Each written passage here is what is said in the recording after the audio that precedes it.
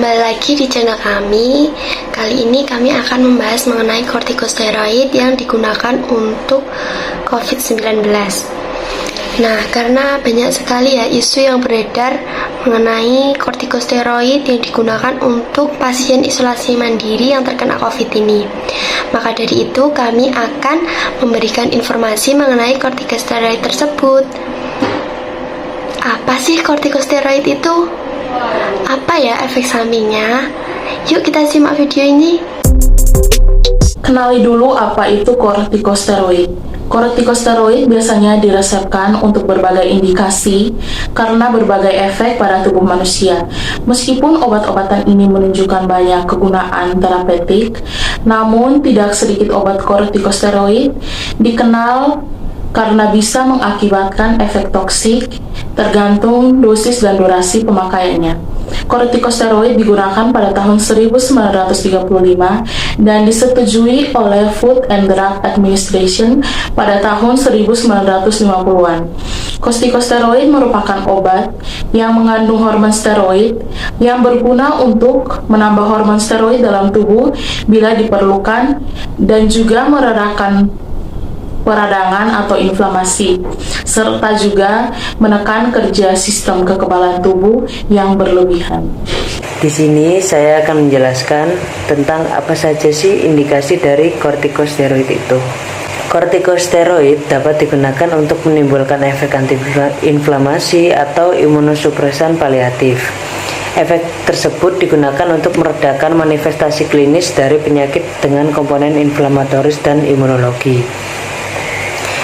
Kortikosteroid dapat digunakan dalam dosis fisiologis untuk pengobatan kelainan endokrin seperti penyakit Addison, untuk kelainan muskuloskeletal seperti osteoartritis, dapat juga menggunakan kortikosteroid berupa oral. Bila tidak memberikan efek, dapat diberikan kortikosteroid berupa injeksi. Dalam pengobatan osteoartritis umumnya digunakan metilprednisolon dan triamcinolon. Untuk penyakit rematik seperti rheumatoid arthritis, lupus erythematosus sistemik, dan psoriatic arthritis melibatkan inflamasi dalam proses autoimun yang biasanya diredakan dengan kortikosteroid. Pengobatan kortikosteroid yang berupa sistemik, contohnya untuk kelainan darah seperti anemia hemolitik autoimun dan idiopatrik trombositopenik purpura. Untuk kelainan otot dan jaringan ikat seperti Behcet syndrome, rheumatic polymyalgia, polymyositis, SLE, dan sindrom vaskulitis. Untuk kelainan gastrointestinal inflamatoris seperti penyakit Crohn dan ulceratif colitis. Infeksi dengan komponen inflamasi parah seperti infeksi helminitik, reaksi Jaris Hersheimer, dan tuberkulus meningitis. Kelainan ginjal tertentu seperti lupus nefritis dan berbagai kelainan glomerular. Untuk kelainan hati tertentu, salah satunya autoimun kronik aktif hepatitis. Untuk kelainan neurologi seperti infantile seizures, subacute demyelinating polineuropati, dan cerebral edema. Untuk kelainan respiratoris seperti asma, sarcoid pulmonaris, diffuse parenchymal lung disease, dan neonatal respiratory distress syndrome. Untuk kelainan kulit parah seperti pemphigus dan pemphigoid. Glukokortikoid dapat digunakan juga dengan antineoplastik dalam regimen untuk terapi penyakit ganas. Dapat juga diberikan untuk menurunkan respon imun setelah transplantasi organ. Kortikosteroid dapat juga digunakan untuk pasien penderita aspiration syndrome, stroke, atau shock sepsis. Obat kortikosteroid bekerja dengan cara masuk ke dinding sel sistem imun, lalu mematikan zat yang dapat melepaskan senyawa-senyawa yang dapat memicu peradangan. Kortikosteroid metabolisme di hati dan diekskresikan di ginjal. Kortikosteroid dibagi menjadi dua golongan, yaitu glukokortikoid dan mineralokortikoid. Glukokortikoid termasuk kortisol endogen, terutama menunjukkan sifat antiinflamasi dan imunosupresan, termasuk menghambat produksi dan aktivitas banyak sel inflamasi dan distribusi ke kompartemen tubuh lainnya. mengarah ke penurunan jumlah sel imun yang bersirkulasi secara keseluruhan. Mineralokortikoid termasuk aldosteron endogen yang mempengaruhi keseimbangan garam dan air dalam tubuh. Mineralokortikoid bekerja pada tubulus ginjal dan menyebabkan reabsorpsi natrium dan ekskresi kalium. Ya, untuk menjawab pertanyaan tadi, seberapakah aman dexamethasone digunakan untuk pasien COVID-19 selama isolasi mandiri? Nah, jadi seperti yang telah dijelaskan sebelumnya oleh teman saya, bahwa dexamethasone ini merupakan obat golongan kortikosteroid. Nah, obat ini biasanya digunakan untuk mengatasi peradangan, gangguan pencernaan, asma, dan reaksi alergi. Nah, di masa pandemi ini itu banyak sekali kejadian bahwa dexamethasone ini diberikan tanpa menggunakan resep dokter atau dibeli tanpa menggunakan resep dokter. Nah, ini adalah hal yang keliru dan tidak boleh, mengingat dexamethasone sendiri merupakan golongan obat keras, sehingga penggunaannya sendiri harus dalam awasan dari dokter dan menggunakan resep dari dokter. Nah, dexamethasone sendiri ini tuh mekanisme kerjanya itu adalah membatasi produksi serta efek kerusakan dari sitokin. Kemudian juga menghambat fungsi pelindung sel T dan juga mengurangi kemampuan sel B untuk memproduksi antibodi, memblokir makrofag dan sel NK. Ya, ini dexamethasone ini termasuk golongan imunosupresif. Jadi dapat menekan sistem imun. Ya, jadi mengurangi kemampuan dari sel B, memblokir makrofag, sel NK. Nah, ada sebuah penelitian di Inggris dalam jurnal Recovery, ya, dexamethasone in hospitalized patient with COVID-19, ini judul jurnalnya. Itu dalam penelitian tersebut dikatakan bahwa dexamethasone itu dapat meningkatkan harapan hidup bagi pasien COVID-19.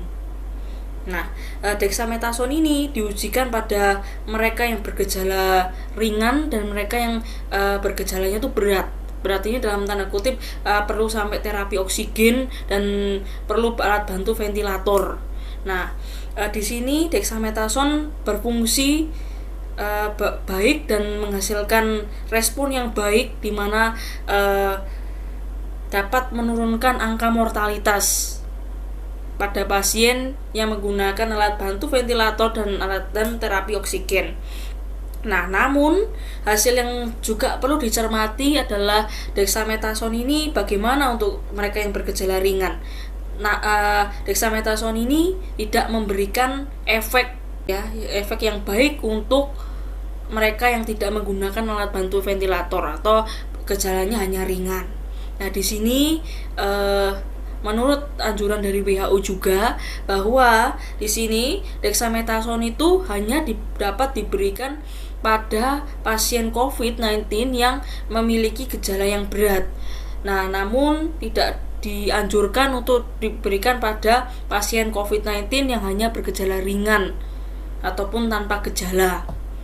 Nah, kenapa? Karena hal ini bisa tidak berdampak pada orang tersebut, malah justru mendapatkan efek-efek samping yang tidak diinginkan, seperti sistem imunnya justru malah melemah, karena mengingat dexamethasone sendiri ini adalah imunosupresif, di mana seseorang itu pada saat itu butuh imun untuk melawan virus SARS-CoV-2 yang masuk, tapi justru dengan adanya dexamethasone ini bisa mengurangi produksi sel-sel antibodi. Nah, ini kan malah justru dapat berbahaya. Ya, jadi tetap temui dahulu, pergi ke rumah sakit dan periksa kepada dokter jika mengalami COVID-19 ini. Jangan membeli obat-obatan tanpa resep dokter, seperti itu.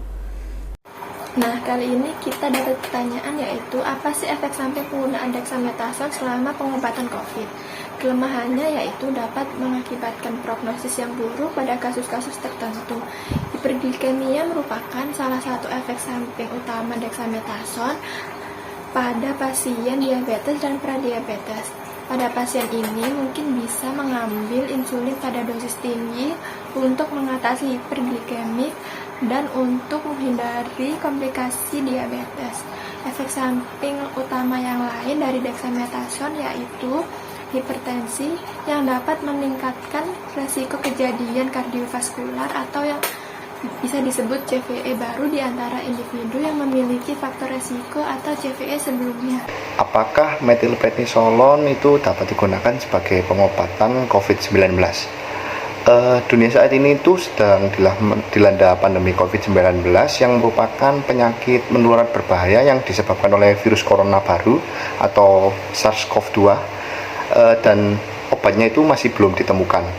Jadi virus tersebut itu dapat menginfeksi karena adanya ikatan antara protein virus atau spike protein dengan reseptor angiotensin convertensin 2 atau ACE2 yang terdapat menjangkit suatu manusia atau host. Ikatan antara spike protein dari virus corona dengan ACE2 dari host dapat menurunkan fungsi regulasi pada reseptor ACE2.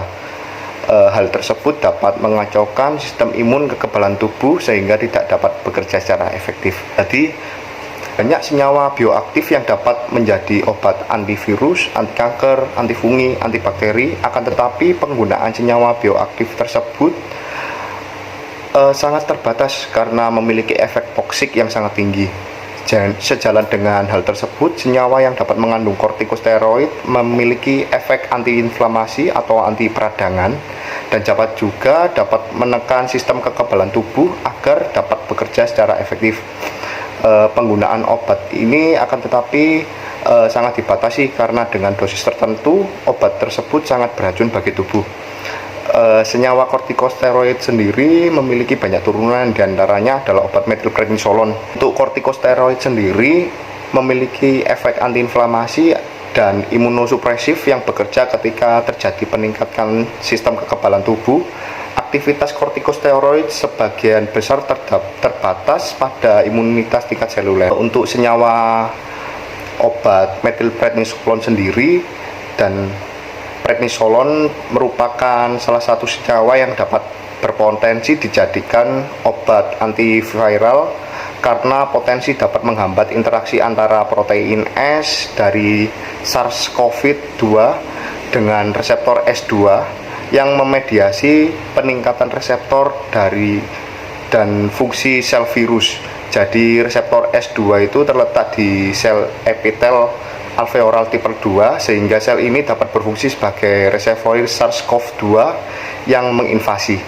Jadi jika ada gejala sakit COVID-19 atau terkena COVID-19 disarankan tidak memberi langsung obat golongan kortikosteroid atau metilprednisolon seperti contohnya dexamethasone, prednisolon.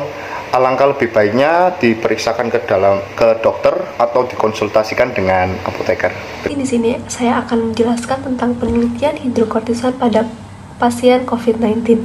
Setelah dilakukan uji untuk mengetahui efek dari hidrokortison pada pasien penderita COVID-19, uji tersebut dilakukan selama 7 hari dengan 3 kelompok, yaitu kelompok hidrokortison tetap secara intravena, kelompok dengan hidrokortison shock dependent, dan kelompok tanpa pemberian hidrokortison.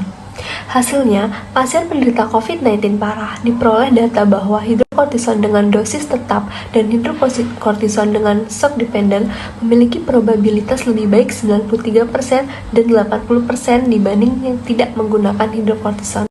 Namun, uji ini dihentikan sehingga tidak ada rencana pengobatan yang sesuai dengan ketentuan awal untuk menunjukkan keuntungan dan belum dicapai kesimpulan yang pasti. Terapi untuk pasien isolasi mandiri. Pasien COVID-19 yang mengalami gejala ringan yang masih dapat ditangani dengan beristirahat di rumah dapat menggunakan analgesik atau antipiretik ringan untuk meredakan gejala demam dan nyeri. Paracetamol disarankan sebagai obat pilihan untuk meredakan gejala tersebut.